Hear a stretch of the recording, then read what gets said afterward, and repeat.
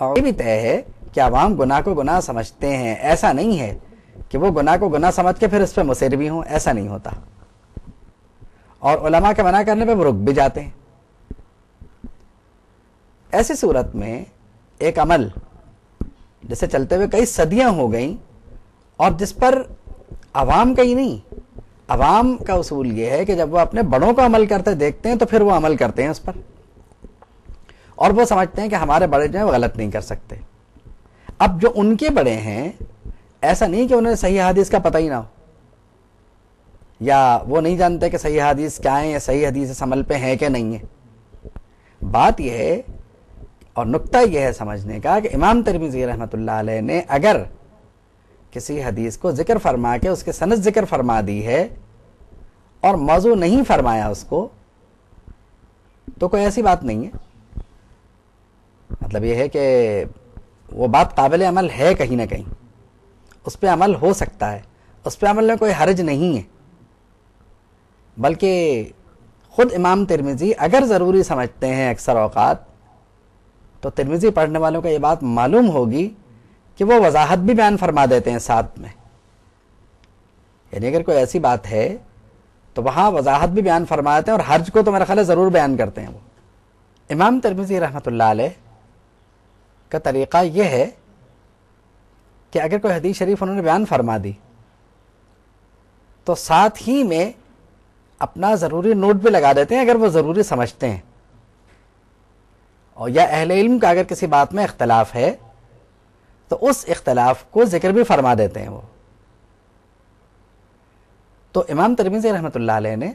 صرف حدیث کی سند بیان فرمائی ہے، امام ترمذی نے اس پر اہل علم کا کوئی اختلاف ذکر نہیں فرمایا وہاں پر۔ اور رہی عارضۃ الاحوزی کی عبارات، تو عارضۃ الاحوزی نے یقیناً حدیث کی شرح کی ہے، لیکن انہوں نے بھی امام ترمذی رحمۃ اللہ علیہ کا ایسا کوئی اختلاف جو اس حدیث کے سلسلے میں ہو، سند میں نہیں، اگر اس حدیث پر عمل کے سلسلے میں کوئی اختلاف ہے تو وہ انہوں نے ذکر نہیں کیا۔ یعنی اس کا مطلب یہ ہوا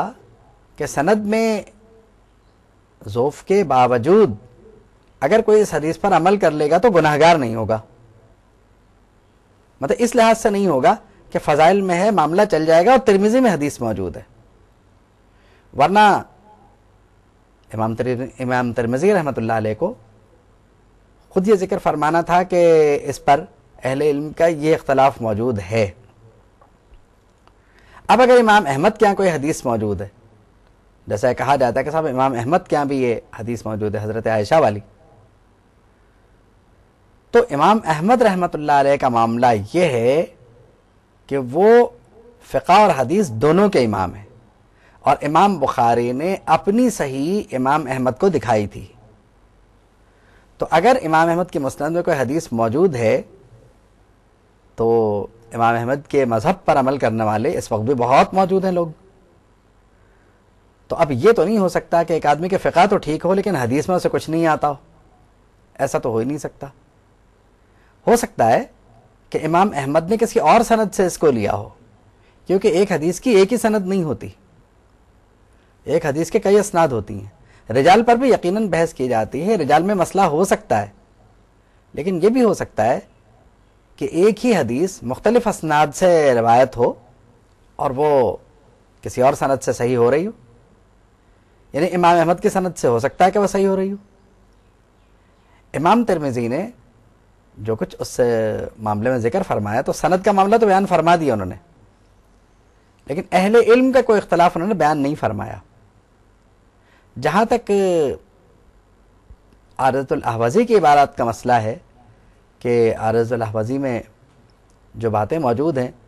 تو اس میں بھی یعنی انہوں نے جو ذکر فرمایا وہ غالباً اس سے تاثر یہ ملتا ہے کہ جو روایات ان کو مل گئی اس سلسلے میں انہوں نے ذکر فرما دیا، باقی کا ذکر نہیں ہوا۔ تو اس حدیث پر یا شب برات والی احادیث پر عمل میں کوئی مذاق نہیں ہے، کم سے کم اتنا تو ہے کہ انسان اللہ کے بارگاہ میں توبہ کر لیتا ہے اور اللہ کی بارگاہ میں وہ خلوص کے ساتھ اور عاجزی کے ساتھ یعنی سجدہ ریز ہو جاتا ہے اللہ کے بارگاہ میں اور خلوص دل کا مظاہرہ کرتا ہے وہ۔ بات یہ ہے کہ اسی رات کے سلسلے میں حضرت غوث اعظم رحمۃ اللہ علیہ نے ایک نماز ذکر فرمائی. انہوں نے فرمایا کہ 100 رکعت اس طرح پڑھی جائیں کہ ہر رکعت میں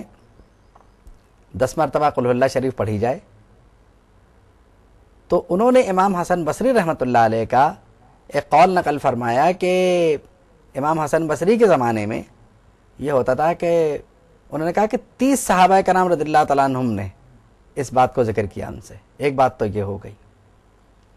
دوسری بات انہوں نے یہ فرمائی کہ ان تک جو بات پہنچی یا ان کے زمانے تک غالباً یہ ہوتا ہوگا کہ اس نماز کے سلسلے میں رات میں جماعت کا اہتمام ہوتا تھا اور اس نماز کو اس زمانے کے بزرگ باجماعت پڑھا کرتے تھے. اب آپ اندازہ لگا لیں کہ 100 رکعت پڑھنا اتنا آسان بھی نہیں ہے. تو کہتے ہیں کہ صلاۃ الخیر کہلاتی ہے، اور جس کا مطلب یہ ہوا کہ عمل ثابت تو ہے کہیں نہ کہیں سے. اور پھر جو احادیث شب برات کے سلسلے میں وارد ہوئی ہیں کہ نبی کریم صلی اللہ تعالی وسلم سے جو اعمال آئے ہیں، اب یہ ہو سکتا ہے کہ حضور نے اس عمل کو انفرادی طور پر اس لیے فرمایا، یعنی اپنے گھر میں حضور نے عبادت فرمائی، وہ اس لیے فرمائی کہ اگر مسجد میں جا کے کرتے تو لوگ آ جاتے اور وہ ایسا نہ ہوتا کہ فرض کا درجہ اختیار کر جاتی. تو اس لیے حضور نے تنہائی میں عبادت فرمائی. جیسے عموماً حضور کا طریقہ تھا کہ رات میں جو تہجد پڑھتے تھے